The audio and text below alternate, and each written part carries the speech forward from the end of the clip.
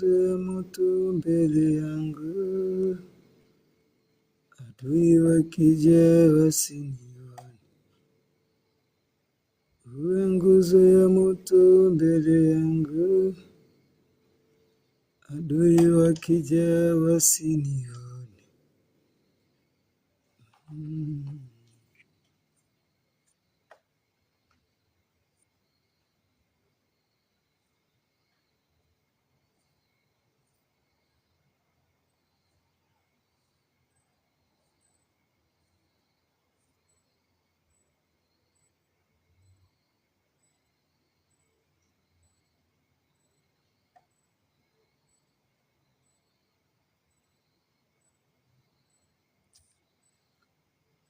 Uwe nguzo ya moto mbele yangu,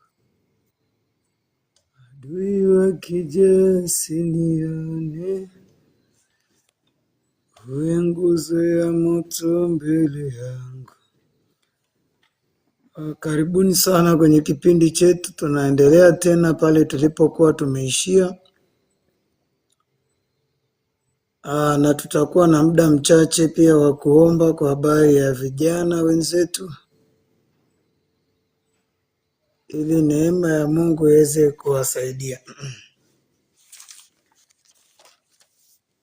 Uwe nguzo ya moto mbele yangu,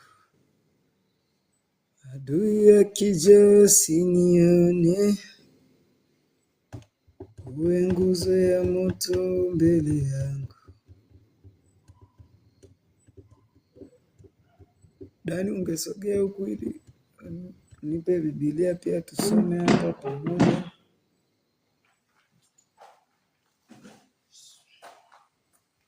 Umekaa muda mrefu.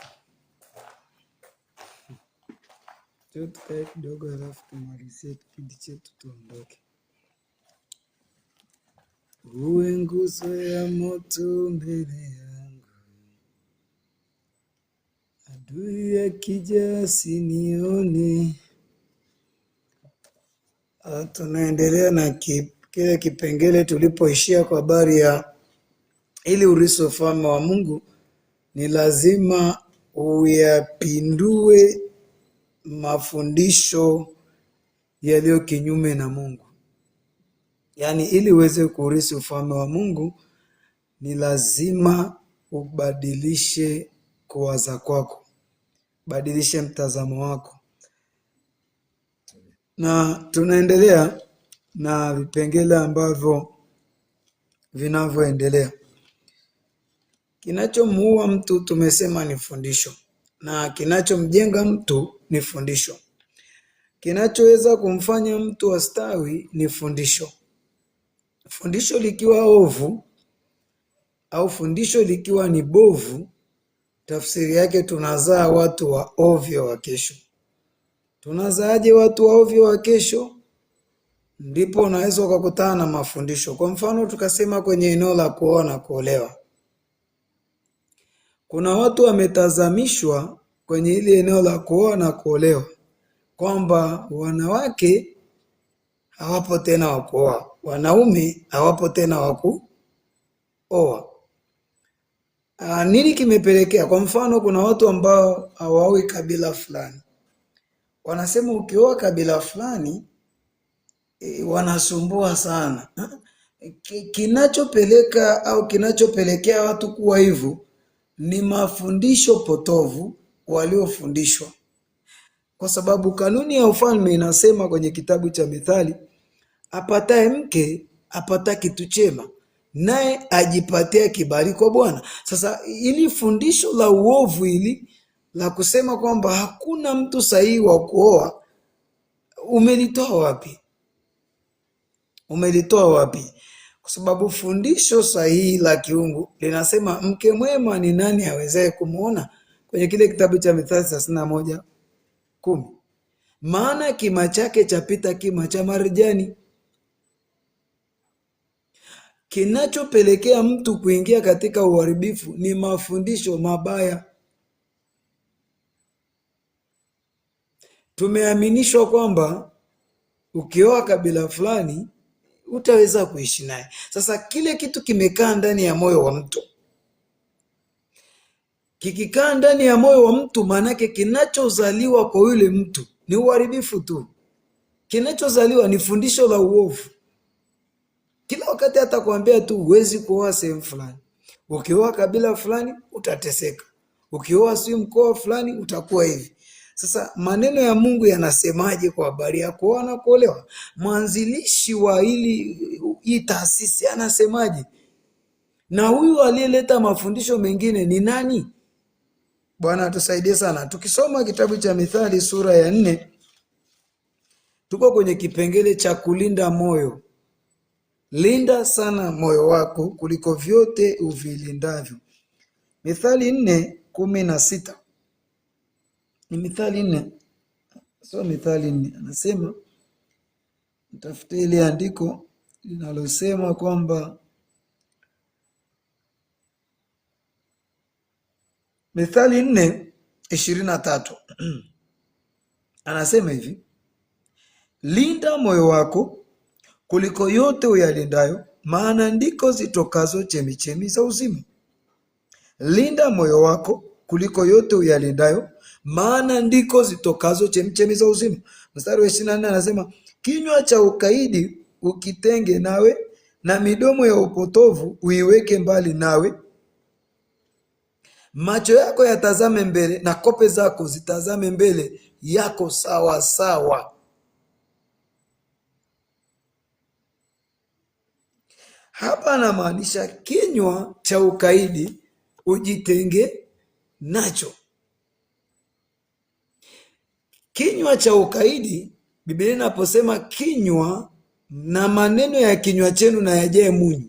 Kumbe kinachopelekea watu kuingia kwenye hatari ni mazungumzo mabaya. Mazungumzo mabaya yanapelekea mtu kuharibu kesho yake iliyo njema. Mazungumzo mabaya yanaweza akapelekea mtu kushindwa kuvuka kwenda ng'ambo nyingine. Kwa nini? Kwa sababu kuna mafundisho potovu aliyofundishwa tangu mwanzo. Tukasema kwa habari ya, tutatoa mifano mingi kwa habari ya watoto wanapokuwa. Mtoto anapokuwa, tangu kukua kwetu tukiwa wadogo, hatukufundishwa uzalendo. Hatukufundishwa uzalendo kabisa. Hatukufundishwa utu wema. Hatukufundishwa upendo. Sasa tunapojaribu kuingia kwenye nafasi fulani ya kazi, nikatoa mifano kwa habari ya viongozi wa kitaifa. Kesho tunazaa kiongozi wa ovyo. Kwa nini tunazaa kiongozi wa ovyo? Kwa sababu kesho ya huyu mtu iliandaliwa vibaya. Tukiangalia kwenye masuala ya kifamilia, watoto wanapokuwa, unamjengea mtoto mazingira ambayo ni ya namna ya kumlea kwa kumbembeleza, alafu eti ni kiongozi wa kesho unamwandaa. Kesho huyu mtoto akiwa kiongozi anashindwa kuwa mzalendo, akiwa kiongozi anashindwa kuwa na upendo. Kwa nini? Tangu kuzaliwa kwake alifundishwa ubinafsi. Na kinachotesa dunia na jamii nyingi ni ubinafsi. Kutaka wewe tu, uvutie upande wako tu, yani umimi, yani uchoyo, ubinafsi ndio umekaa sana kwenye jamii. Mwenzako akipiga hatua kidogo utaki kumuona kabisa akitembea akiwa na furaha, upendi. Unataka kumuona tu mtu akikunyenyekea tu, wewe uonekane tu wa juu. Hii roho ya ubinafsi au mafundisho haya potovu tuliofundishwa tangu tukiwa wadogo si msingi wa kimungu. Maandiko yanasema linda sana moyo, maana ndiko kutokazo chemichemi za uzima. Manake moyo, usipolinda moyo vizuri, usipojilinda na mafundisho potovu, utaingiza kitu cha ovyo ndani yako na kitazaa roho ya uharibifu. Kitazaa uharibifu kwenye jamii, kitazaa uharibifu kwenye taasisi, Na ndio maana watu wengi, kwa mfano watu waliopata nafasi mbalimbali, kwa sababu tangu mwanzo hawakufundishwa neno upendo ni nini, neno kujali. Wafilipi sura ya 2, linda sana moyo wako, ujitenge na kinywa cha kuliko yote yalindao, maana ndiko zitokazo chemchemi za uzima. Kwenye moyo ndio kunatoka chemchemi za uzima. Sasa mtu huyu tangu mwanzo alitengenezewa uchoyo. Kitakachomtoka huyu mtu ndani ya moyo ni roho ya uchoyo binafsi. Na kazi sana hapa, maana makundi mengi ya jamii nyingi ubinafsi. Ili mtu ampe binti mmoja kazi, amekuja kuomba kazi mahali, ni meneja wa sehemu fulani, ili atoe kazi anataka rushwa ya ngono. Tangu mwanzo alifundishwa nini? Msingi. Yaani ili umpe mtu kazi, Mungu amekupa nafasi ya uongozi, kwa sababu ya kukosa mafundisho sahihi yamekupelekea eti ili umwajiri au umpe nafasi ya kazi huyo binti, ni lazima ulale naye, ni lazima ufanye naye, yani lazima uombe rushwa ya ngono ndipo uweze kumpa kazi huyo binti. Tangu mwanzo umetengenezewa mazingira ya ovyo, mazingira ya ovyo. Naomba nisome kitabu cha Wafilipi, tutaelewana hapa. Wafilipi sura ya 2, Wafilipi sura ya 2. Oh Yesu, asante. Wafilipi sura ya 2,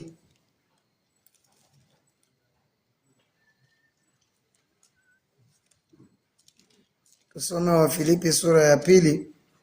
Anasema hivi, Wafilipi sura ya 2 anasema, basi ikiwemo faraja yoyote katika Kristo, yakiwepo matulizo yoyote ya mapenzi, ukiwepo ushirika wowote wa Roho, ikiwepo huruma yoyote na rehema. Mstari wa 2 anasema, ijalizeni furaha yangu ili mwe na nia moja, wenye mapenzi mamoja, wenye roho moja, mkinia mamoja. Mstari wa 3 anasema, msitende neno lolote kwa kushindana wala kwa majivuno, bali kwa unyenyekevu. Kila mtu na amhesabu mwenzie kuwa bora kuliko nafsi yake. Kila mtu na amhesabu mwenzie kuwa bora kuliko nafsi yake. Sasa tangu mwanzo hatukufundishwa hivyo. Hatukufundishwa kumhesabu mtu kuwa bora kuliko nafsi yake. Tangu mwanzo hatukufundishwa hivyo. Tumefundishwa ubinafsi. Na ndio maana kila nafasi tunayoipata sasa tunaitumia ile nafasi vibaya. Kwa nini? Kwa sababu tangu mwanzo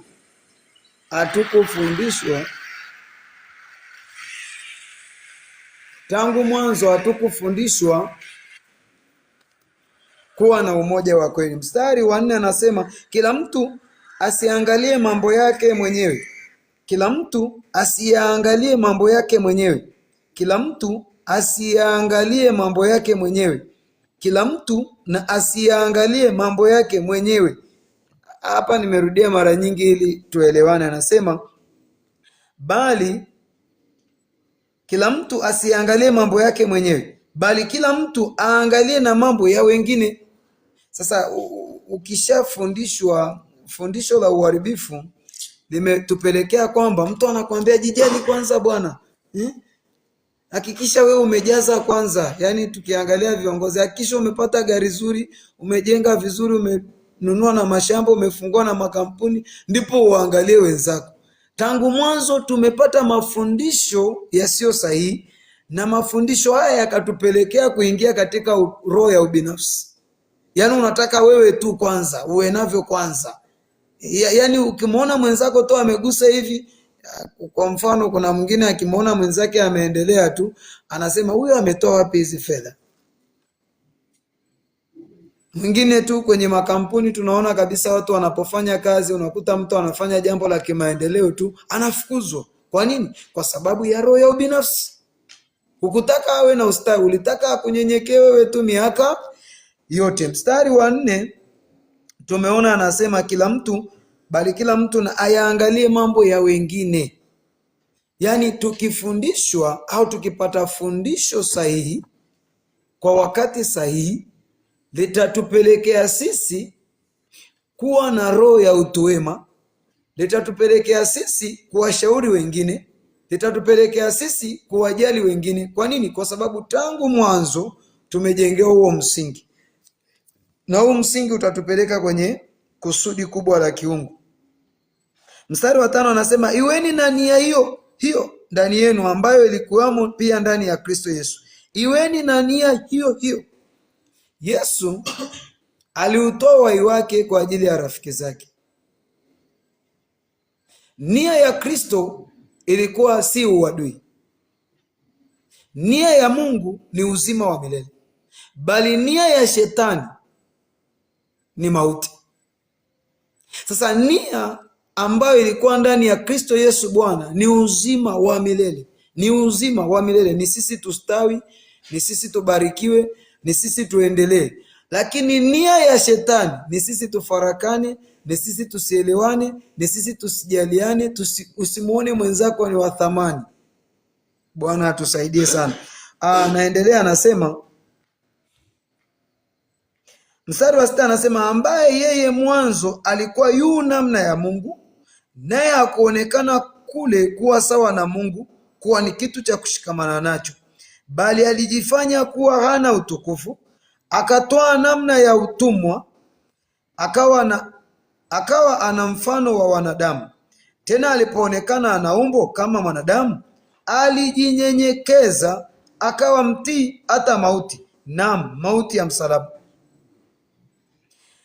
Alijinyenyekeza. Embo angalia, ukipataga jambo fulani au ukiwa na nafasi fulani, unakuaga mtii kweli au unavimba? Unajitutumua kwamba pasipo mimi Bwana hapa haiwezekani kufanyika kitu fulani. Unakuaga mnyenyekevu, unakuwa mtii. Fundisho ambalo umefundishwa limeweza kukubadilisha na kukufanya uwe mtii. Yohana, mbona umekaa mbali? Bwana tusaidie sana. Au kikaa hapa hapo inakuwa ni sawa. Njoo tukae hapa kidogo. Tunajifunza wote. Tunajifunza wote na rafiki zetu hapa kwa njia ya mtandao. Anasema Yesu alikuwa mtii na unyenyekevu ulikuwa ndani yake. Tunaendelea. Pasipo mafundisho sahihi hakuna badiliko. Pasipo mafundisho sahihi hakuna badiliko. Pasipo mafundisho sahihi hakuna badiliko. Maana yake fundisho sahihi linatufanya tuwe na badiliko. Pasipo fundisho sahihi hakuna badiliko. Kitu gani kinachompelekea mtu awe na badiliko ndani yake? Ni mafundisho sahihi kwa wakati sahihi. Tukasema fundisho sahihi linaweza likambadilishia mtu historia. Kama hakuna fundisho sahihi, unabakigi vile vile. Na ukimwona mtu amedumaa, tumesema ni kwamba ni mafundisho.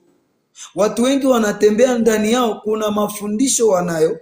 Yale mafundisho yanawatengenezea mazingira ya kwamba siruhusiwi kufanya jambo fulani. Kumbe yale mafundisho sio sahihi. Kuna mafundisho yanaweza yakakufanya ukashindwa kuelewana hata na wazazi wako. Tumeongelea hivi. Kwa nini? Kwa sababu fundisho ovu. Nimesema kwa mfano mtumishi wa Mungu Yohana, tulikuwa tunaongelea kwa habari ya wachawi. Mchawi yoyote au mshirikina yoyote, tunapomuomba Mungu atusaidie wachawi waondoke, tukasema hawataweza kuondoka. Mchawi huyo ndio mfugaji. Wewe unayemuomba Mungu mchawi huyo afi, hujui kufuga. Hivi Mungu anaweza akawaondoa wachawi? Kwa sababu kanuni ya kimungu, ndio maana nimesema mafundisho mabaya yametufikisha mahali tulipo. Kanuni ya kiungu inasema hivi, hata waondoa wabaya kwa wakati mmoja, bali atawaondoa kidogo kidogo. Lakini anasema mpaka utakapokuwa na kuongezeka. Mpaka utakapokuwa na kuongezeka. Maana yake lazima ukutane na fundisho sahihi litakalokufanya ukue na kuongezeka. Kwa habari ya kilimo, ukuwe na kuongezeka kwa habari ya ufugaji, ukuwe na kuongezeka kwa habari ya kufanya biashara. Maana yake wachawi hawataweza kuisha, wabaya hawataweza kuisha, na wala sisi hatutaweza kurithi mali za wabaya kama hatujakuwa na kuongezeka. Kivipi? Kama kuna mtu mmoja ni dhalimu, ana supermarket, wewe unayemuomba Mungu kwa jina la Yesu, ninamng'oa huyu, ninamtoa kwenye hiyo nafasi, alafu ukiachia hiyo nafasi, utaweza kuendeleza? Kumbe lazima upate mafundisho sahihi yatakao kufanya wewe sasa uweze kurithi hizo mali. Utarisije sasa kama hujui kuzimiliki? Utarisije sasa kama hujui kuziendeleza? Karibu mtumishi wa Mungu Yohana. Yaani uzungumzie kwa habari ya hiki kipengele kwamba hivi mtu unaweza kumilikishwa kitu tu kama hujajifunza, kabla hujapata maarifa ya hicho unachotaka kumilikishwa. Karibu. Haiwezekani kwa sababu huwezi kumilikishwa au kumiliki kitu bila kukielewa kwanza. Maana ili uweze kumiliki kitu na uendelee kuishi nacho, lazima kwanza uwe unakielewa hicho kitu. Ni sawasawa na labda sasa hivi imetokea mtu akakwambia bwana, mimi nakuachia ofisi yangu fulani, lakini hujawahi kuwa na mawazo ya ile ofisi, hauwezi kuiendeleza kwa sababu hauna nini? Hauna maono yoyote kuhusu kile kitu. Ili uweze kumiliki na kuendelea na kumaintain kwenye kitu au kwenye jambo lolote, ni lazima kwanza uwe tayari na uelewe kwamba hicho kitu kinahitaji nini na nini, ili uweze kuendelea bila kuanguka. Mimi nadhani naelewa kwa namna hiyo. Amen. Tunaendelea. Nimekuta somo naendelea na somo, ila nimekuelewa kwa namna hiyo. Maana yake chochote unachokihitaji basi ukimiliki au kitawale, lazima uwe na ufahamu nacho. Kama una ufahamu, maana yake uweze kukimiliki. Na hata ukiendelea lazima utaanguka. Maana tafsiri yetu kwamba hata sisi kuna mahali tunatamani tuwe na ufahamu. Kuna mtu anataka kuwa na jambo fulani au kumiliki jambo fulani wakati hana ufahamu nalo. Kwa hiyo lazima tujifunze siku hadi siku tupate ufahamu. Sasa ule ufahamu utupelekee kuweza kumiliki kile kitu. Maana chochote ambacho tunatamani kukimiliki lazima tujifunze sana, tuwe na ufahamu nacho sana, ndipo tunaweza kumilikisha. Na ndio maana mtu yeyote, labda kwa mfano kuna watu wanaiga, unaweza kaiga biashara, unaweza kaiga kitu fulani kwa sababu rafiki yako anafanya labda, ila unaweza kaiga ukafanya, labda mimi nafanya biashara ya kuuza simu, nina duka la accessories za simu. Sasa kuna mtu anaweza kaona au rafiki yangu akatamani kwamba na mimi natamani niwe na duka kama hiyo. Anaweza kawa na mahela yake akafungua lile duka, lakini yeye hana ufahamu na vile vitu, hana experience kabisa na hicho kitu, ila kwa sababu ameona mimi nauza, nafanya biashara na naendelea, hajui changamoto ambazo napata kwenye hiyo biashara, hajui hasara na faida, anaingia kwenye lile jambo lakini hajui, hana ufahamu na lile jambo amefanya kwa kuiga. Ndio maana unakuta mtu anaanzisha jambo mwaka huu, anafanya, anafika mahali linaisha, anaishia njiani. Mwaka mwingine anaanza jambo lingine kwa sababu yeye hana wazo lake, yeye kama yeye hana maono, ila anafanya kwa maono ya watu wengine, kwa sababu amemwona mtu mwingine labda ana jambo fulani au anafanya kitu fulani, au anauza chakula, ni mama ntilie, chakula kinalipa, ukiuza mama ntilie inalipa. Anajaribu naye kuuza, anaanza naye kuuza chakula, anafeli kwa sababu hajui, ana kanuni, hajui protocol zile. Tusome Kumbukumbu la Torati, tuendelee. Tusome Kumbukumbu la Torati. Mimi napendaga kujifunza zaidi. Kumbukumbu la Torati 32 kuanzia mstari wa kwanza, neno la Kristo linasema, sikiliza enyi mbingu, nami nitanena, na nchi isikie maneno ya kinywa changu. Sikilizeni enyi mbingu, nami nitanena, na nchi isikie maneno ya kinywa changu. Mstari wa pili anasema, mafundisho yangu yatadondoka kama mvua. Mafundisho yangu yatadondoka kama mvua.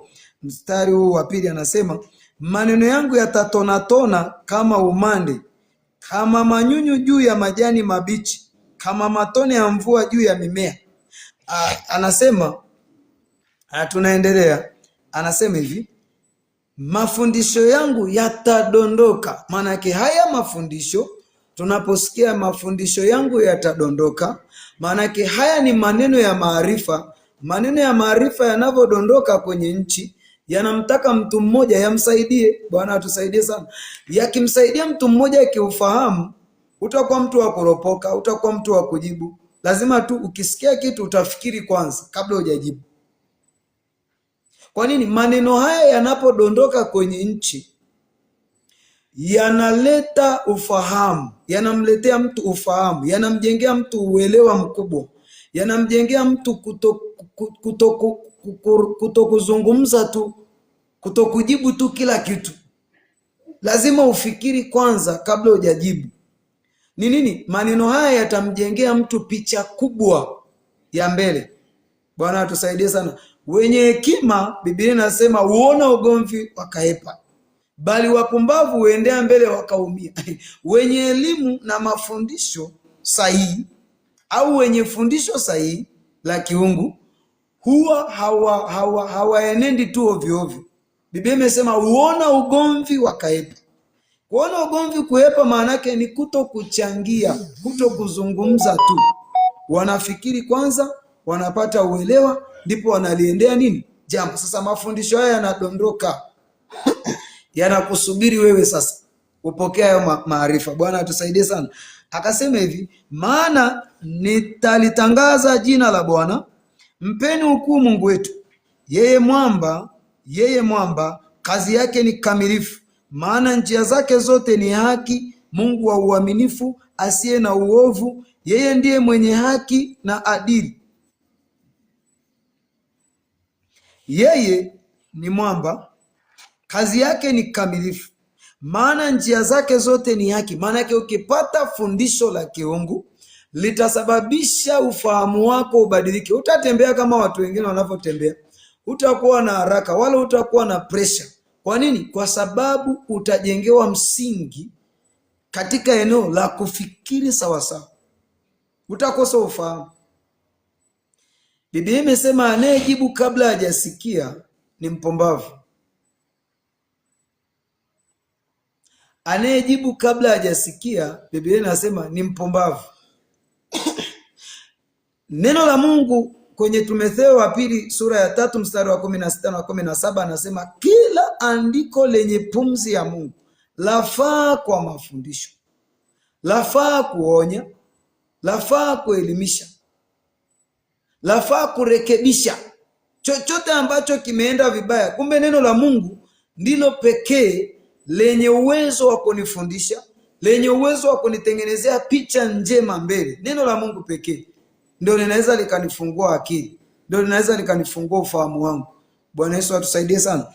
Tuendelee na kitabu cha, imetoka kwenye Kumbukumbu la Torati sura ya 32 mstari wa 2 na kuendelea. Mithali 1:18. Mithali sura ya kwanza, naomba nisomee hapo mstari wa 18. Na nitaenda kusoma Mithali 8 mimi mstari wa 10. Mithali 1:18. Mithali 1:18 inasema, Mithali 1:18. Mithali 1:18 anasema, ndio, na hao hujiotea damu yao wenyewe, hujinyemelea nafsi zao wenyewe. Ndivyo zilivyo njia za kila mwenye tamaa ya mali, huondoa uhai wao walio nayo.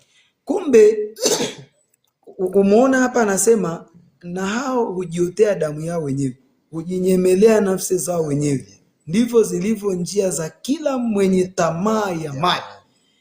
Tukasema kukosekana fundisho sahihi linapelekea mtu sasa. Ndio maana tukasema unaweza ukakutana na binti anaomba kazi. Yaani mimi nagusia sana maisha ya kijana na nagusia sana njia ya kijana. Binti anaomba kazi mahali. Binti anaweza akaomba kazi mahali. Nimekazia sana hicho kipengele sababu inawezekana kiko kwa mtu mmoja. Anaweza akawa anatamani kupata nafasi ya kazi mahali fulani, lakini yule aliyepewa nafasi ile, kwa sababu hana fundisho sahihi, ndani yake kuna uharibifu. Anamwambia ese, nataka kulala na wewe kwanza. Kazi ipo. Wewe usiogope, kazi ipo. Tuonane baadaye kiofisi. Sasa mimi najiuliza, nafasi hiyo Mungu aliyokupa hakukupa kwa ajili ya kuja kwa staili hiyo. Alikupa ili iwe msaada kwa watu wengine. Lakini kwa sababu tumekosa fundisho sahihi, maana nimesema tumekosa uzalendo, tumekosa utu. Uko tayari umharibu mke wa mtu. Sasa huyo binti si mke wa mtu. Uko tayari umharibu kwa sababu ya rushwa ya ngono, chakula cha siku moja. Uko tayari umnyime kazi mpaka atakapokubaliana na wewe. Na hizi tabia ziko. Anasema hawa watu hao huotea damu yao wenyewe, hujinyemelea nafsi zao wenyewe. Ndivyo zilivyo njia za kila mwenye tamaa ya mali, huondoa uhai wao walio nao. Wenye tamaa ya vitu, hapa kwenye hili eneo, wenye tamaa ya vitu wako tayari kumwaga damu ya mtu. Wako tayari kwa sababu tangu mwanzo hawakufundishwa uzalendo. Wako tayari kumwaga damu ya mtu mwenye haki. Hata tukiangalia tu kwenye nafasi mbalimbali hata za kiserikali, wako watu wanamwaga damu ya mtu kwa sababu ya mtu mmoja mwenye haki tu. Wako tayari wamwangushe ule mtu kwa sababu ili wapitishe nini? Mambo yao maovu. Hatukufundishwa uzalendo. Umesema kila fundisho na kila andiko lenye pumzi ya Mungu linafaa kumfundisha mtu, linafaa kumrekebisha mtu. Angalia fundisho ambalo umefundishwa tangu ukiwa mtoto, limezaa nini kwenye maisha yako? Je, limeweza sababisha mtu mmoja akacheka tangu umeanza nafasi yako uliona? Umeshaisababisha mtu mmoja akawa na furaha, au umesababisha wengine kulia? Tuendelee. Kitabu cha Mithali sura ya 8 na mstari wa 10. Mithali sura ya 8 na mstari wa 10. Nataka tukaombe dakika ambazo zimebaki, tukaombe tumalize. Mithali 8 mstari wa 10. Nasema pokea mafundisho yangu. Pokea, anzia wa 9. Anzia wa 7. Anasema maana kinywa changu kitasema kweli, na uovu ni chukizo kwa midomo yangu. Maneno yote ya kinywa changu yana haki. Hapana hata neno lililopotoka au la ukaidi. Yote humwelea yule afahamuye. Yote huelekea mbele yao waliopata maarifa. Pokea mafundisho yangu, wala si fedha. Rudia tena. Pokea mafundisho yangu, wala si fedha, na maarifa kuliko dhahabu safi. Kumbe watu wanang'ang'aniaka kupata hela. Fundisho ndilo limebeba ustawi wa kila kitu. Tumesema hivi, huwezi kummilikisha mtu taasisi au kampuni asiyokuwa na ufahamu nayo. Biblia imesema pokea mafundisho, pokea maarifa, na wala si fedha. Ukipokea pesa, pesa inaisha. Lakini ukipata maarifa, maarifa yanazalisha pesa. Maarifa yanazalisha. Kila kufundishwa ni kuongezeka. Kila kufundishwa ni kuendelea kupata ufahamu. Kila kufundishwa ni kustawi. Bwana Yesu atusaidie sana. Kila fundisho limebeba uhai wa kesho ya mtu. Pasipo kufundishwa, pasipo fundisho la kweli, maana yake kumebeba uharibifu, kumebeba uangamivu, kumebeba hatari kubwa mbele ya mtu. Lakini kila kufundishwa kumebeba ustawi wa mtu. Bwana atusaidie sana. Biblia imesema pokea mafundisho, pokea mafundisho, pokea mafundisho. Kuna siri gani kwenye mafundisho? Maanake ndani ya fundisho ndiko kuna package ya kesho ya mtu, ndipo kunapofunua vitu ambavyo vimejificha. Biblia imesema hivi, nami nitakwenda mbele yako, nitapaparuza. Ni Isaya sura ya ngapi? Ngoja nisome Isaya 45. Isaya 45 kama sikosei. Isaya 45 mstari wa 3. Isaya 45 mstari wa 3. Umepata? 45 mstari wa 3. 45 mstari wa 3, anzia wa pili. 45 kuanzia mstari wa pili. Kuna siri kubwa iko hapa. Anasemaje? Anasema Isaya 45 mstari wa pili. Anasema nitakwenda mbele yako na kupasawazisha mahali palipo paruza. Nitavunja vipande vipande milango ya shaba na kukata kata mapingo ya chuma. Mstari wa 3. Nami nitakupa hazina za gizani na mali zilizofichwa za mahali pasiri. Sikiliza, hivi kitu kilichofichwa mahali pasiri, ukipewa fedha inaweza ikakifichua hicho kitu? Maanake fundisho linaweza kuibua kilichojificha mahali pasiri. Fundisho sahihi au kila kufundishwa kunaweza kukaibua kilichokuwa kimejificha ndani yako, au kila kufundishwa kunaamsha kile kipawa ambacho kilichokuwa kimejificha ndani yako. Unaanza kujitambua na kujielewa, mimi ni mtu fulani, kumbe mimi ninaweza kufanya jambo fulani.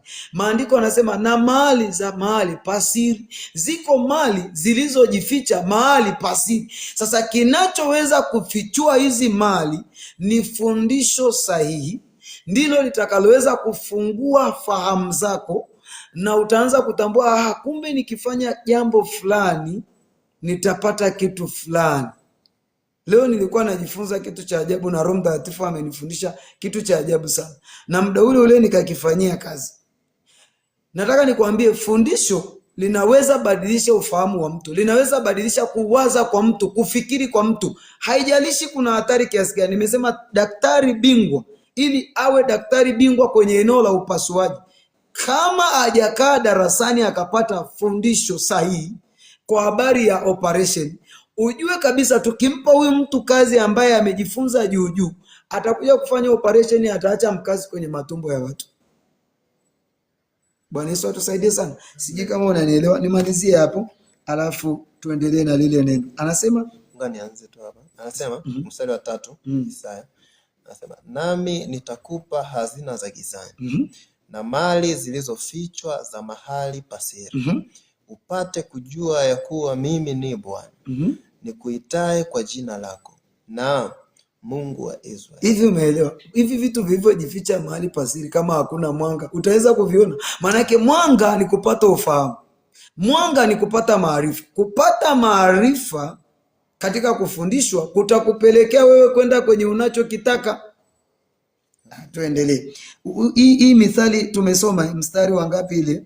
Mithali 8, tukasema pokea mafundisho yangu wala si fedha, na maarifa kuliko dhahabu safi. Maana yake kuna mali zilizojificha mahali pasiri. Sasa ukipokea mafundisho, fundisho hili litakupelekea kwenda kuchukua kile kilichojificha mahali pasiri. Kila mtu ana kipawa chake, kila mtu. Sasa kile kipawa kitaibuliwaje? Kile kipawa kitaibuliwa kwa kufundishwa. Utaanza kujielewa, mimi ni fulani, baada ya kufundishwa. Bwana atusaidie sana. Anasema hivi, maana hekima ni bora kuliko marijani, wala vyote vinavyotamanika havilingani nayo. Neno hekima ni package, imebeba maarifa, imebeba elimu, imebeba akili. Bwana atusaidie sana. Maanake kwenye imebeba elimu, imebeba busara, hekima. Biblia imesema vyote vinavyotamanika havilinganishwi na hekima. Umeelewa hapo? Mstari wa 14 narukia pale, anasema shauri ni langu na maarifa yaliyo sahihi. Maarifa sahihi yanapatikana kwa Mungu. Maarifa sahihi yanapatikana katika fundisho sahihi. Maarifa sahihi yanapatikana katika fundisho sahihi. Kila kufundishwa kunaweza mpelekea mtu kwenda kwenye hatima yake. Kila fundisho sahihi linaweza mpeleka mtu kwenye hatima yake. Biblia anasema shauri ni langu na maarifa yaliyo sahihi. Mimi ni ufahamu, mimi nina nguvu. Mtu mwenye ufahamu ana nguvu. Mtu mwenye ufahamu ana nguvu. Mungu anasema mimi ni ufahamu, mimi nina nguvu. Maana yake mtu mwenye ufahamu anazo nguvu. Mtu ambaye hana ufahamu hana nguvu. Mbona kuna siri hapo? Mtu mwenye ufahamu anayo nguvu. Pasipo ufahamu maana yake hakuna kuendelea. Pasipo ufahamu maana yake hakuna kustawi. Bwana Yesu atusaidie sana. Hapo nimeelewa kidogo. Karibu. Mimi huwa napenda tuongee wawili. Maana unawezekana umepata kitu kikubwa kuliko mimi. Karibu. Mimi nimeelewa hapo kwenye issue ya ufahamu, bado tupo kwenye ufahamu pale pale. Na unaeleza kwamba ili upate kitu chochote lazima uwe na ufahamu. Au ili upate kitu chochote kikubwa au kitu kizuri lazima uwe na ufahamu. Na ili ufanikiwe pia lazima uwe na ufahamu. Iwe labda kwenye kazi au umeajiriwa, unaweza kuwa uko na bosi wako, lakini usipokuwa na ufahamu hauwezi kufikia malengo yako. Kwa sababu utakuwa unawaza tu kila siku labda niende kazini, nifanye kazi nipate mshahara wangu niendelee kuishi, lakini usipokuwa na ufahamu huwezi kuanzisha pia jambo lako, huwezi kuanzisha biashara, kwa sababu pia mabosi huwa hawapendi kuona vitu kama hiyo. Kwa hiyo lazima uwe na ufahamu ili uweze kufikia kusudi. Mimi naweza nikasema labda hivyo, kwamba ili mtu afikie kwenye kusudi kubwa au kwenye mawazo yake ambayo anatamani au maono, lazima awe na ufahamu.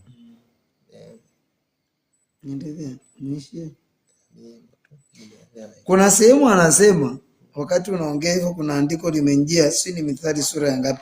Anasema hivi, awaajirie wapumbavu, amwajirie mpumbavu.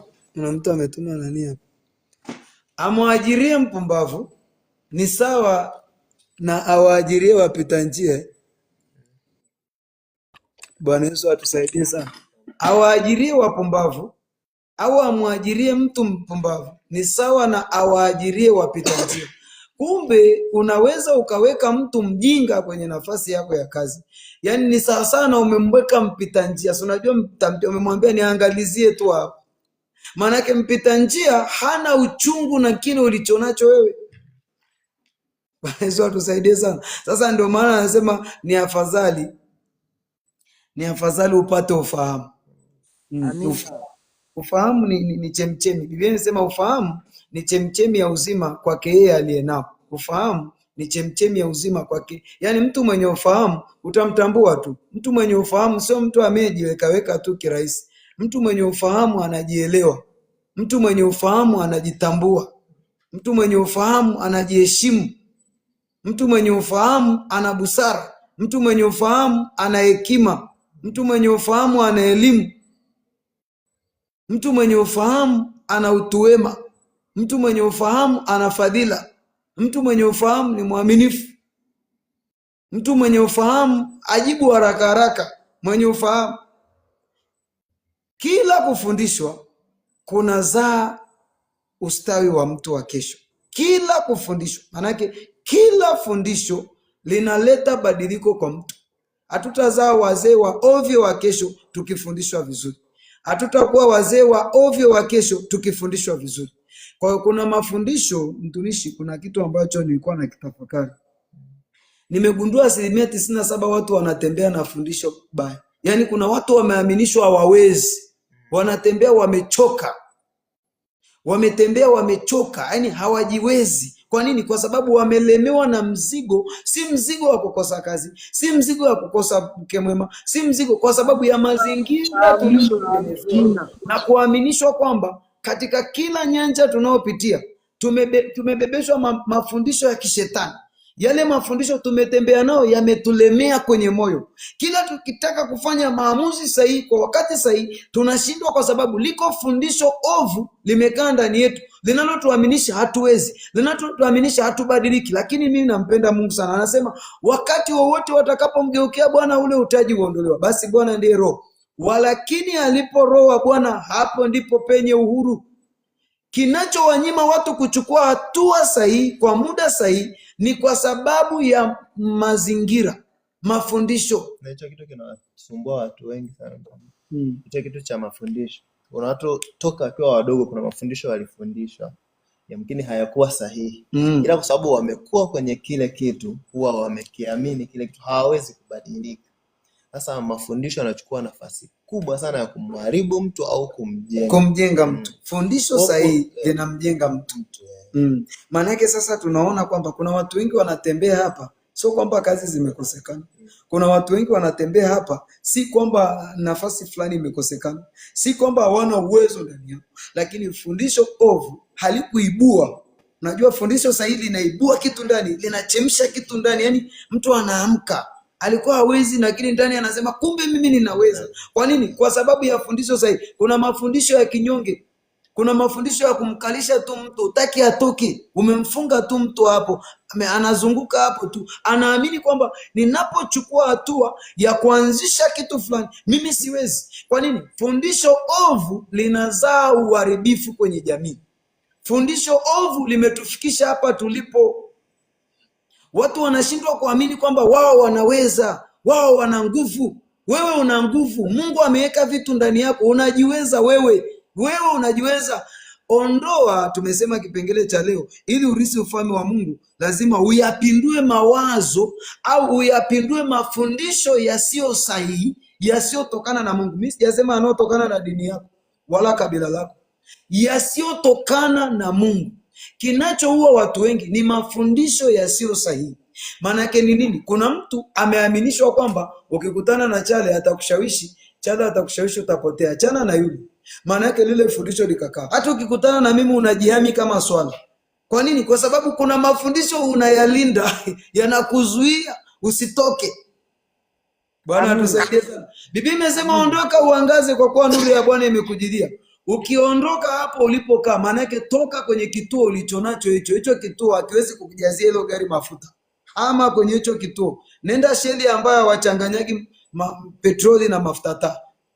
Umekaa tu kwenye hiyo sheli inayochanganya, ukiwasha gari halifiki hata hapo unapotaka kwenda. Kwa nini? Kwa sababu kuna mchanganyiko, kuna mafundisho yasiyo sahihi. Maana yake kila kufundishwa kuna kuongezeka, kila kufundishwa kuna kuongezeka, kila kufundishwa kunampa mtu ustawi, kila fundisho sahihi linamwongezea mtu ufahamu, kila kufundishwa vizuri kuna kutoa hapo ulipo. Alafu kuna wale watu wabishi, hatuzungumzii na wale wabishi sisi, wale wanaotaka kujua Yesu alianzia wapi. Sisi hatukutaki wewe, tunataka mtu ambaye anayejielewa kila kufundishwa.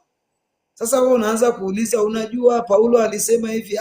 Wewe binafsi ujikubali wewe hapo hapo ulipo, kwa sababu ukianza kupeleka kwa kina Paulo utaanza kutuambia Elia alikuwa na mwanadamu, ni mwanadamu mwenye tabia moja pamoja na sisi, lakini alifunga mvua miaka 3.5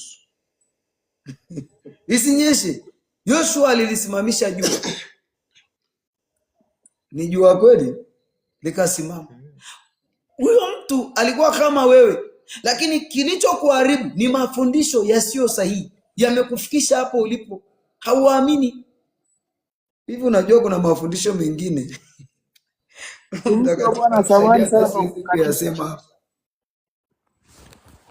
Mtumishi wa Bwana, samani kwa kukatisha. Nilikuwa napenda kuuliza swali. Ni unakuta labda mtu labda anaamini labda fulani anafanya 1 2 3, labda mambo ya kiushirikina au mambo ya kiuchawi. Naye kwa mfano naye akiamini, naye ameingia kwenye kwa maana hapo nyuma kuna namna ulikuwa umezungumzia, kwa sija kusikia vizuri, mtandao ulikuwa unasumbua. Umesema mtu kwa mfano kama ataamini labda unaamini fulani ni mchawi na akakupa mafundisho akakwambia achana na kitu 1 2 3, naye yuko kwenye kundi gani? Hilo ni fundisho ambalo sio sahihi. Maana yake ni nini? Huyu mtu atakutoa kwenye fundisho sahihi. Wewe unaamini katika kufanikiwa kwenye upande wa Mungu, lakini huyu ambaye anaenda kwa waganga anakuaminisha kwa waganga kunawezekana, lakini mimi nasema hilo ni fundisho la uharibifu. Maana yake kila kufundishwa, tumesema, kunampa mtu kuongezeka. Kila kufundishwa mafundisho maovu kunampa mtu kudumaa. Mtu anaamini uchawi tu. Kuna watu wanatembea wanasema bila Freemason hufanikiwi wewe. yani hufanikiwi Mtumishi wa kabisa. Bwana, Maana yake hilo fundisho limekaa kwenye mtu, limemganda, yani mtu limemshika, amekuwa na kibiongo. Si mnafahamu kibiongo? Yani anatembea na kibiongo, yani anaamini, anatembea kwa waganga zaidi ya 40. Ili nini? Kwa sababu ya fundisho ambalo sio sahihi. Na mtumishi wa Bwana, ni kama mtu anakushauri, anakuambia hii barabara haifai kupita, wewe unasema ninaweza kupita hii barabara bila shida yoyote, na neno la Bwana ndo lililo. Umeelewa nini anaposema? Maana yake sasa, huyo anayekwambia barabara haifai kupita, lakini wewe una fundisho sahihi ya kwamba pamoja na kwamba hii barabara ina milima, hii barabara ina mabonde, kuna maarifa unao ya namna ya kupitisha gari kwenye hiyo barabara. Yeye kwa sababu ameona hivyo, maana yake kuna mafundisho ambayo sio sahihi yamemkuta huyo mtu. Unajua kila fundisho linakupa wewe kuendelea. Kuna mahali watu hawawezi kupita, wewe unapita. Hebu elezea hapo, maana Kiswahili mimi inanitesa kidogo. Mimi nadhani pia hapo imani pia inahusika, kwamba labda kuna watu wanaamini kwamba, yani kwa jinsi sasa yanavyoamini pale tunakuja kwenye lile fundisho labda potofu, kwamba labda yeye kwa imani yake na ambavyo anaweza kwa labda anaamini sasa kwa upande wake kwamba hii njia labda labda ina mambo ya kishirikina au ina mambo ya giza, kwamba haifai kupita. Anaweza kukutana sana wewe ambao hajui labda wewe umekaaje kiroho, akakwambia kwamba bwana, hii njia sasa hatujajua sama huyo mtu anaweza kuwa labda ni mtu anayekujua au ni mtu anayekuonea sasa kwa uzuri, kwamba hataki upotee, ukiingia kwenye njia labda utaanguka, kwamba haupasi kwenda hii njia.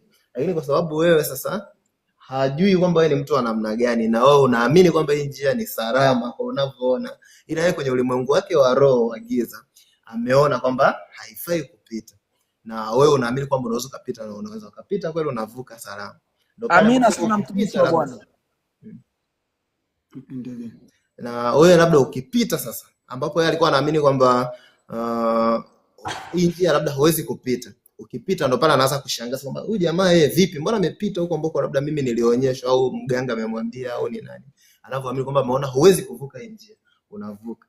Endelea kutaptap kipindi chetu ili tusitoke hewani mapema. Endelea mtumishi wa Bwana. Na ningependa kutolea hapo mfano. Kuna rafiki yangu mmoja hivi ameshaendaga Singida, ilikuwa ni kipindi cha mwezi wa pili, kulima mahindi shambani. Akaambiwa hichi kipindi hakifai kulima mahindi shambani, unapoteza pesa zako. Hilo ni fundisho sio sahihi. Endelea. Ni fundisho sio sahihi. Akasema katika damu ya Yesu ninamtanguliza Mungu mbele, na sijawahi shindwa kwenye, yani sijawahi shindwa na muamini. Yani nyie labda kama labda mlishaambiwa sijui huu mwezi labda huu mwezi haufai kulima. Sasa yeye akasema nitamtanguliza Bwana Yesu mbele, na ni Mungu ndo mweza wa yote. Akalima mahindi, watu walishangaa sana. Mvua zikanyesha, wakasema mahindi yataharibika, mahindi yataharibika. Mahindi mpaka kavuna. Watu wakashangaa. Sasa tumeona kwamba mafundisho yanavyodumaza watu. Kuna mtu kumbe alikuwa ni mfanyabiashara mkubwa, ni mkulima, ndio maana tunazungumzia wakulima na wafugaji. Kwa sababu ya mafundisho, yani kuna mtu akwambia wewe unaweza kufuga hiki kipindi, wewe huwezi kulima. Kwa sababu ya fundisho ovu likadumaza au likaua lile kusudi la mtu ndani. Mtu alitakiwa afanye mambo makubwa, lakini kwa sababu ya mafundisho yakampelekea mtu kudumaa. Haamini tena. Kuna mtu anataka, unafikiri kwa nini watu wengi sio wafanya biashara? Kwa sababu wameshaaminishwa, wewe hii kazi hata kama ilimtesa mimi ikutesi wewe. Unajua fundisho ni baya. Wewe sio rahisi. Kuna sehemu nyingine utafunga, na sehemu nyingine kumkatisha mtu tamaa. Kama kumwambia hutoweza, achana nayo kabisa, achana nayo, hutoweza. Nayo ni njia moja hapo. Hayo ni mafundisho yote ni ya kinyonge hayo, na tuko hapa kwa ajili ya kumjenga kijana mmoja. Ndio maana tunazungumzia na kijana kwamba pindua mawazo au pindua mafundisho yote mabovu, zika yote, anza kujifunza fundisho sahihi litakalosababisha kesho yako ionekane katika kumcha Mungu, katika kufanya maendeleo, kwa sababu nimesema hakuna safari ya mbinguni, hakuna kushinda safari ya mbinguni kama hapa duniani penyewe hujashinda. Hakuna. Utawazaje safari ya mbinguni na wakati hapa duniani kuna hatari? Hujui ule nini, hujui uvae nini, hujui uelekee wapi. Maanake lazima kwanza udili na hapa. Biblia imesema tutamiliki mara 100 duniani na hata uzima wa milele. Maanake hapa kumbe lazima tumiliki hivi ili utengeneze safari, au unasafiri kwenda mahali usipokuwa na maandalizi, kuna safari. Maanake ili safari moja ianzishe nyingine, ni lazima hii ya kwanza hii inaozaa safari nyingine iwe sawa. Lazima ili daraja la kupitisha magari makubwa yenye mizigo lazima kwanza liwe sawa. Unapotengeneza daraja hili la kuvusha maelfu ya watu, kwa sababu kila mtu ni daraja la mtu mwingine. Sasa daraja hili likijengwa kinyonge, litasababisha magari na maelfu ya magari yasipite kwenye hilo daraja. Kwa nini? Kwa sababu daraja hilo halifai kupitisha magari yenye mizigo kulingana na tani. Ninazungumzia imani yako ikiwa ndogo, utashindwa kuvusha maelfu ya watu ambao nyuma yako Mungu aliwaweka ili wavuke kupitia wewe. Ndio mtumishi wa Bwana. Tunaendelea. Mithali sura hapo sehemu ya mtu kukatisha tamaa, au mtu yote kukatisha tamaa kwenye wazo lako. Na ukikuta una wazo lolote, ukimshirikisha mtu kwenye hilo wazo, labda wewe unataka kulima au unataka kufanya biashara fulani, ukamshirikisha labda mtu yoyote, na yule mtu akakwambia haiwezekani, huyo mtu haitakiwi umsikilize. Mtu ambaye ndio kumsikiliza ni mtu yule ambaye anakushauri kwenye lile wazo, sio yule mtu ambaye anakuambia achana na hii au fanya hii hapa. Achana na kufanya labda biashara, wewe unataka labda ulime mahindi, anakuambia achana na kulima mahindi utaingia hasara. Kwa nini usifuge? Huyo mtu achana naye. Mtu yote ambaye anakushauri nje ya wazo lako, mtumishi wa Bwana. Na watu wengi, asilimia kubwa, hawapendi mafanikio ya mwenzake. Na ndio maana anakukatisha tamaa. Na wewe ukikata tamaa, habari yako imekwisha. Unakuwa tayari ndio umeshaanguka. Mimi huwa nasema, wewe unamuomba mtu ushauri, unataka kujenga gorofa. Alafu huyo mtu hata mlo wake kwa siku hajui anakula nini. Hivi unafikiri atakwambiaje? Achana nayo. Kuna kitu kimoja ambacho kuna watu fulani walinikatisha tamaa mwaka huu mwezi wa 4.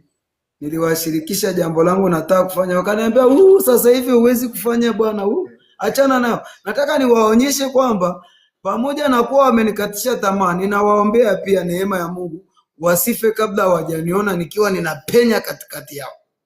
Sisi, umenielewa? Maana yake mimi napenda wakatisha tamaa sana. Sasa kiwango chako kama akijakuwa usiombe. Na wapendaga mimi. Natakaga kabisa, yani wanikatishe tamaa kabisa. Alafu kesho nivuke. Alafu niwaambie hebu njooni wakatisha tamaa niwaonyeshe mahali nimevuka. Na niwasaidie kama nimelima hata niwape debe moja la mahindi waondeke nalo. Ni kwa nini ninasema hivyo?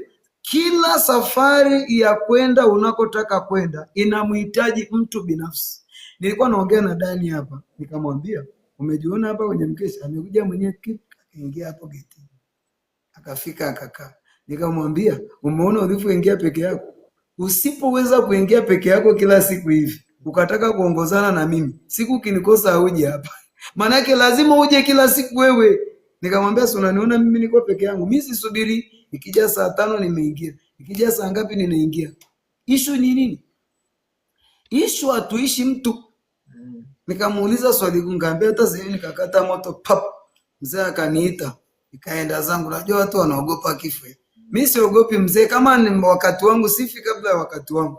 Ila baba akiniita, si tunalalaga eti atufu. Na ni kweli hapo baba, kama leo pale Philips kuna kijana mmoja hivi alikuwa anatembea kwenye kamteremko fulani kamtelezo. Sasa pale palikuwa na maji, ameteleza pale, ameangukia barabarani kabisa. Na Mungu ni mkubwa, kulikuwa hamna gari, na pale magari masaa 24 yanapita spidi za hatari, na Mungu ni mkubwa.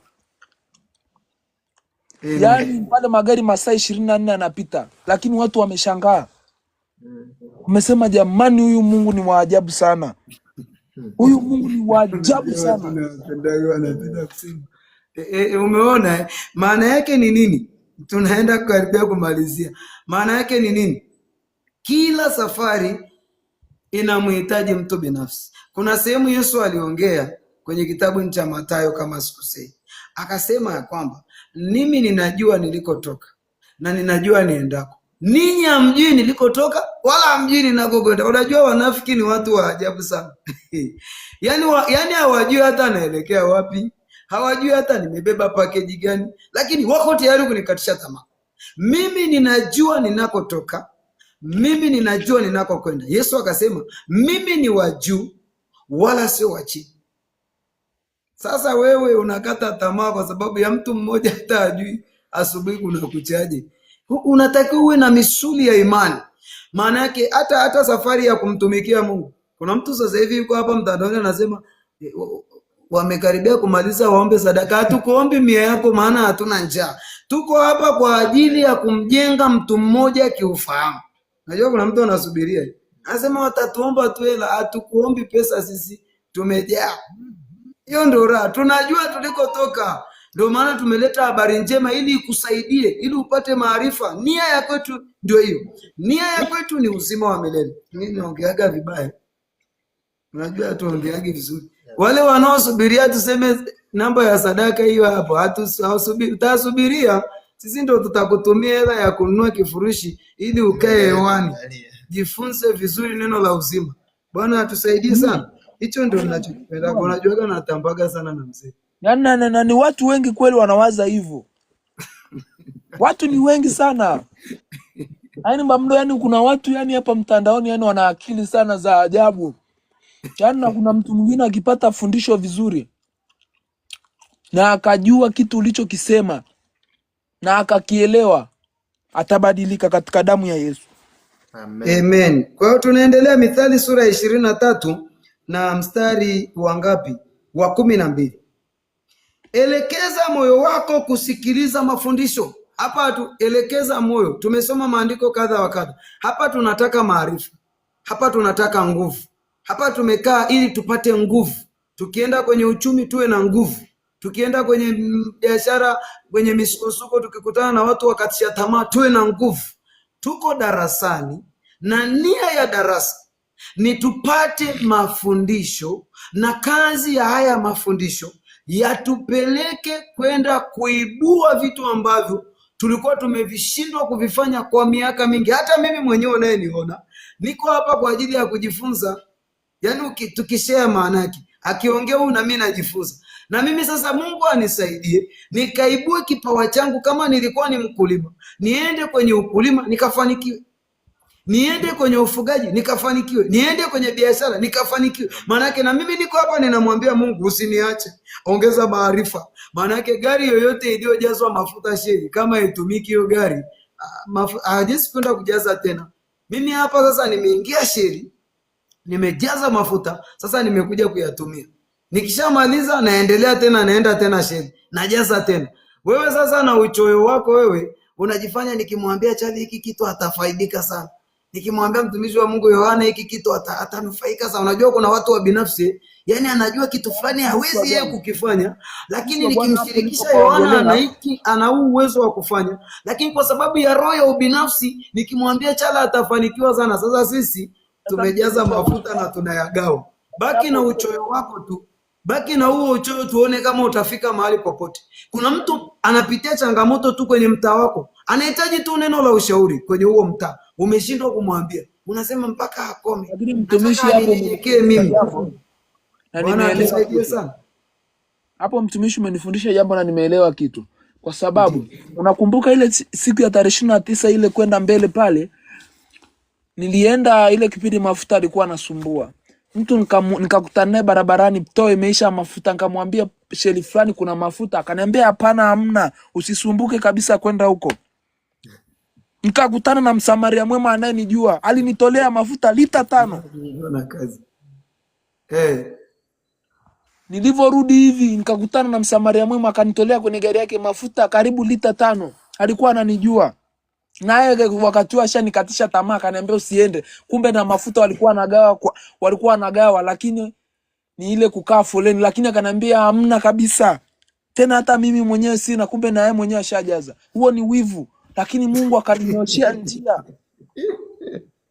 Na ndio maana tuko hapa kusema kila mwenye chuki na wivu imwachie. Ndio tumejaza mafuta, na hatujazi tu mafuta, tumejaza mafuta hivi. Jamani, tunamsema Mungu kama sisi wenyewe hatupendani, sisi ni wabinafsi, na mtu akikukosea mwambie ukweli.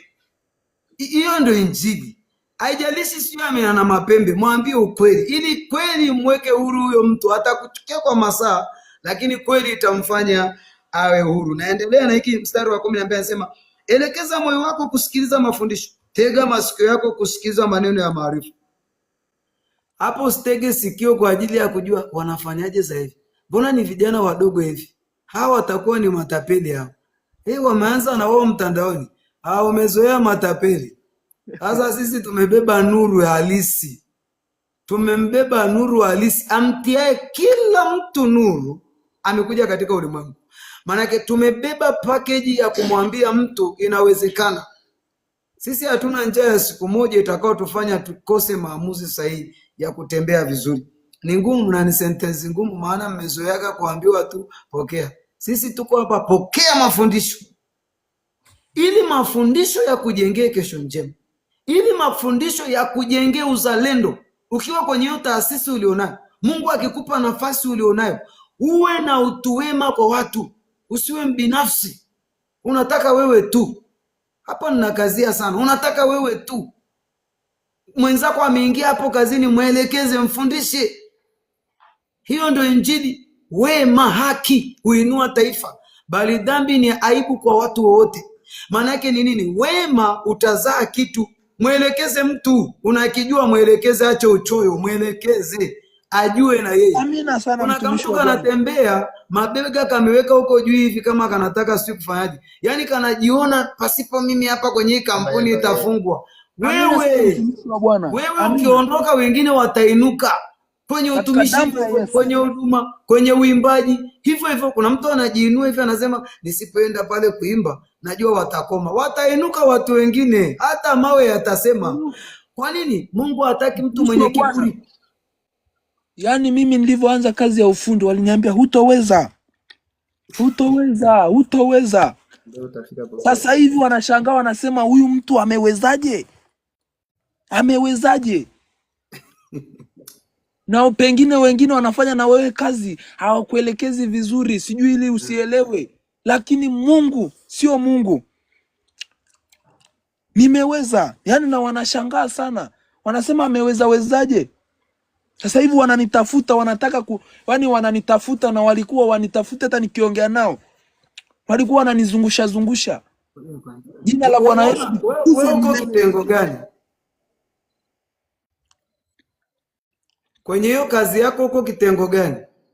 Kazi ya fundi waya wa magari. Sasa hivi umeweza? Nimeweza kabisa. Na nilienda sijui kitu. Yaani zile waya yani sasa hivi ni mwanzo mwisho katika damu ya Yesu. Mungu ni mweza wa yote. Jina la Yesu liibidiwe milele yote. Bwana atusaidie sana, na uendelee kumcha Mungu. Ukipata pesa yako, fedha yako vizuri, sasa hiyo fedha imtukuze Mungu. Hiyo fedha isije ukarubuni mabinti. Tuko kwenye hicho kipengele. Usije ukapata hiyo hela ukasema sasa kwa kuwa nina hela wacha nichukue tu mabinti nitembee nao. Ujitunze na kujiheshimu ili nguvu ya Mungu iendelee kufanya kazi ndani yako. Anasema elekeza moyo wako kusikiliza mafundisho. Tega masikio yako kusikiliza maneno ya maarifa. Hapa pamejaa chemichemi za maarifa. Pamejaa chemichemi za utu wema. Hapa hatuzungumzi habari za kina Abunuwasi. Tunazungumza uhalisia. Abunuwasi unajua zile stories za uongo kweli. Tukamalizie mtumishi wa Mungu Yohana. Tito sura ya 2 na mstari wa kwanza. Tito sura ya 2 na mstari wa kwanza. Tunaenda kumalizia, tukaombe kwa dakika chache. Tito sura ya 2 na mstari wa kwanza. Tito sura ya 2 na mstari wa kwanza. Kama umepata utusomee. Yaani kila hatua anasema Tito 2 mstari wa kwanza. Anasema lakini wewe nena mambo yapasayo mafundisho. Anasema lakini wewe nena mambo yapasayo mafundisho yenye uzima. Lakini wewe nena, anasema lakini wewe nena mambo yapasayo. Kuna mambo yapasayo mafundisho yenye uzima. Kumbe kila kufundishwa, bado tunakazia pale, kunaleta badiliko ndani ya mtu. Kila kufundishwa kuna uzima ndani yake. Kila anayefundishwa ndani yake kuna uzima. Kila anayefundishwa ndani yake kuna badiliko. Si umeelewa hapo? Kila fundisho limejaa uhai. Sasa sio kila fundisho limejaa uhai. Kuna fundisho lingine limekuwekea beria. Watu tumesema wanatembea na mafurushi kwenye moyo. Moyo umejaa, limebeba mtu, linasema sitasamehe. Unatembea nayo, yani badala ndani kuchemke mawazo mema, kuchemke miradi, kuchemke biashara, lakini ndani kumejaa makando kando, kumejaa mawazo. Umembeba mtu, unatembea na mtu miaka by miaka, unasema sitasamehe, tutasameheana mbinguni. Maandiko yanasema ukiwa na neno na ndugu yako, iache sadaka yako madhabahuni, patana na ndugu yako kwanza. Lakini ndani yako kumejaa, umembeba mtu, unasema yani kwa matendo alionifanyia sitakaa nisamehe. Ukumbuke maandiko yanasema mtu asipowasamehe watu makosa yao, na baba yetu wa mbinguni hata msamehe, na wewe utasamehewa. Maana yake hakuna chochote. Kwenye Waebrania anasema tafuteni kwa bidii kuwa na amani na watu wote. Hapana mtu yoyote atakayemuona Bwana asipokuwa nayo. Maana yake amani ni maendeleo. Maana yake kama hauna ndani yako amani na watu wote, sahau ishu inayoitwa ustawi. Sahau maendeleo. Sahau. Bwana Yesu atusaidie sana. Sahau kabisa hivyo vitu. Sahau. Kama una amani na watu wote, sahau. Kama una upendo ndani yako, sahau ustawi kwenye jamii. Sahau kabisa. Sahau kumuona Mungu, maana Mungu ni upendo. Sasa wewe sijui hiyo ya kwako ni ya wapi? Mbona unacheka? Malizia hapa. Mstari wa pili anasema. Anasema ya kwamba wazee wawe wenye kiasi. Wastahivu. Wenye busara, wazima katika imani na katika upendo, wazima katika upendo. Anasema wazima katika imani na katika upendo na katika saburi, katika uvumilivu. Hawa wazee, kumbe wazee nao mnatakiwa muwe hivyo. Wazee ni hao wanaomcha Bwana. Nimalizie na kitabu cha waraka wa pili wa Yohana sura ya 1 na mstari wa 8. Waraka wa pili wa Yohana sura ya 1 na mstari wa 8. Anasema hivi: jiangalieni nafsi zenu, msije mkayapoteza mlioyatenda, bali mpokee thawabu timilifu. Jiangalieni msije mkapoteza mlioyatenda, bali mpokee thawabu timilifu. 9. Kila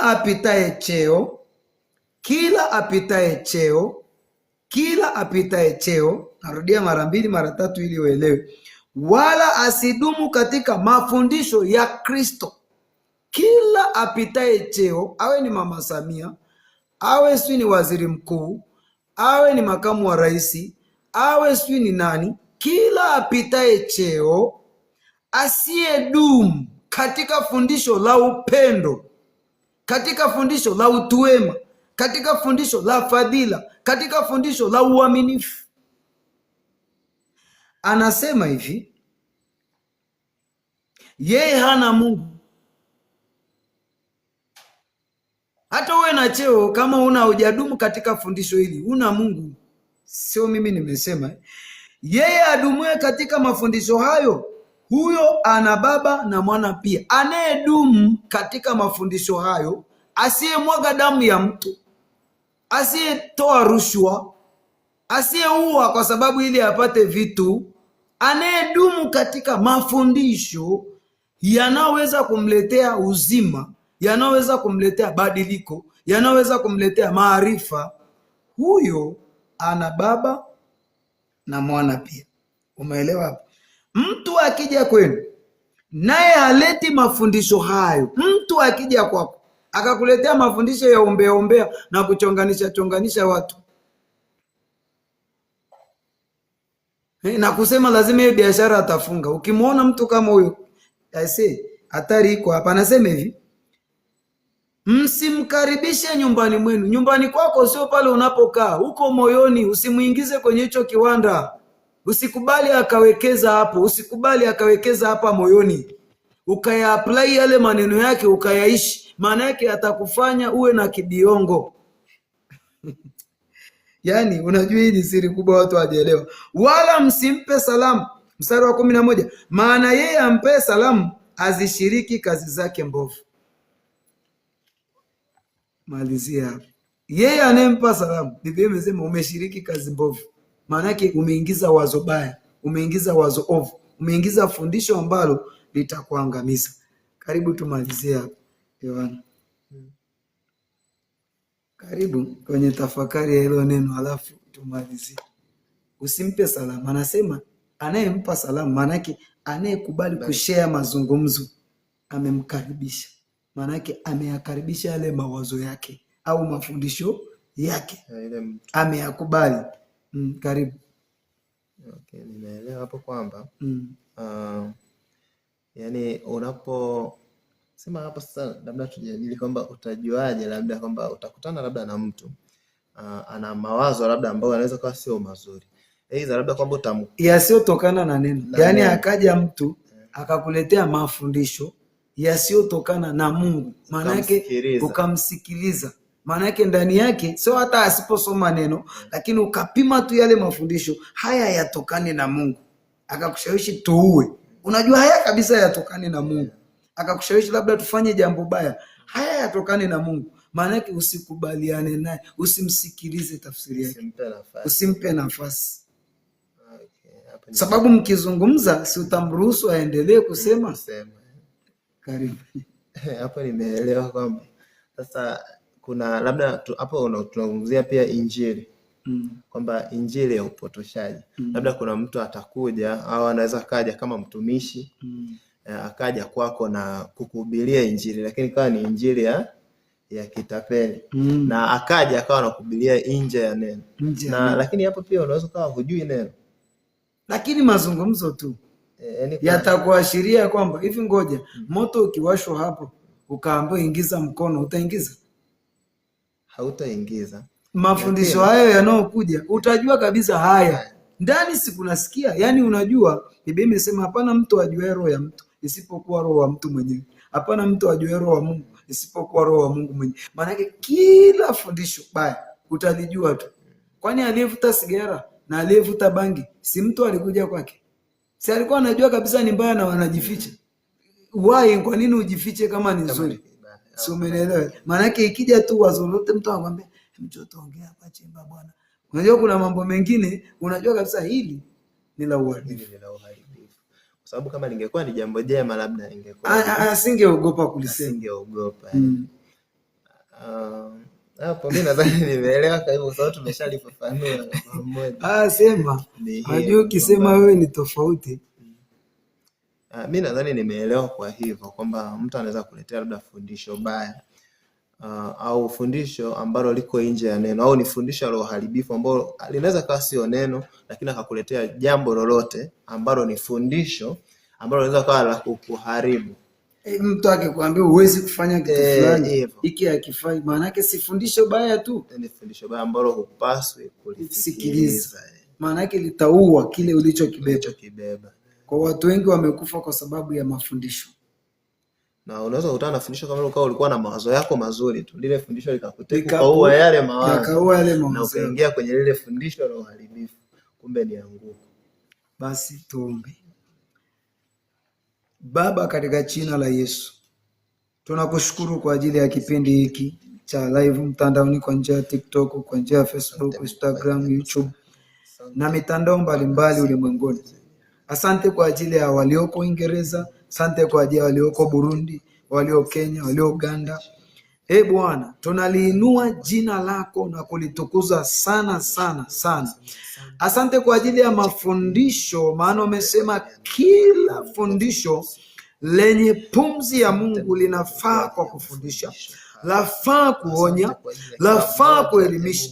Bwana, tumegundua kwamba yapo mafundisho ambayo tulifundishwa tangu utoto, yakatupelekea kuingia katika uovu, yakatupelekea kuingia katika uharibifu, yakatufanya tukashindwa kuwa na utu wema, yakatufanya kushindwa kuwa na upendo, yakatuingiza katika hali ya ukiwa, yakatuingiza katika hali ya kukata tamaa. Ziko familia nyingi, wako watu ambao wametoka kwenye familia, na hizo familia wako watu wameapa, wako watu wamesema maneno, hawataenda mahali popote. Walipoyasikia yale maneno, walipoyasikia yale mafundisho, kumbe alikuwa amebeba uharibifu, kumbe alikuwa amebeba mauti, kumbe ndani yake alikuwa amebeba roho ya kushindwa. Katika jina la Yesu Kristo wa Nazareti, nasafiri katika ulimwengu wa roho. Kila aina ya fundisho lililofunga fahamu za kijana, zilizomfunga fahamu za vijana,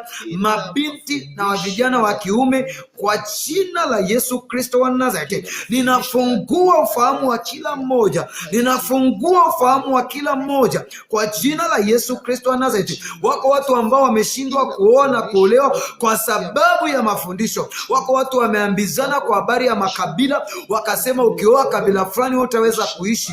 Ni fundisho ambalo limepelekea watu kuingia katika uovu. Kwa jina la Yesu ninatangaza katika ulimwengu wa roho, kila fundisho la uharibifu, kila fundisho la uovu, kila fundisho la mauti, kila fundisho lililobeba mauti, kila fundisho lililobeba laana, kila fundisho lililobeba mikosi, ninalifuta katika ulimwengu wa roho, katika eneo la ufahamu, kwa damu ya mwana kondoo. Ninaombea ufahamu wa vijana, ninaombea ufahamu wa vijana katika eneo la kusonga mbele, kwa damu ya mwana kondoo. Wako vijana wameingia tamaa, wako vijana wamemwaga damu za watu, wako watu wameua kwa sababu ya fundisho la uovu, wamedanganywa katika eneo la kustawi. Kwa jina la Yesu Kristo wa Nazareti, ninatamka kwenye ulimwengu wa roho, kila kilichoshikiliwa, ufahamu wa vijana, ufahamu wa mabinti, ufahamu wa vijana, ufahamu wa mabinti, ufahamu wa watoto, uharibifu ulioingia mashuleni, uharibifu ulioingia kwenye mabweni, uharibifu ulioingia kwa wafugaji, uharibifu ulioingia kwa wakulima,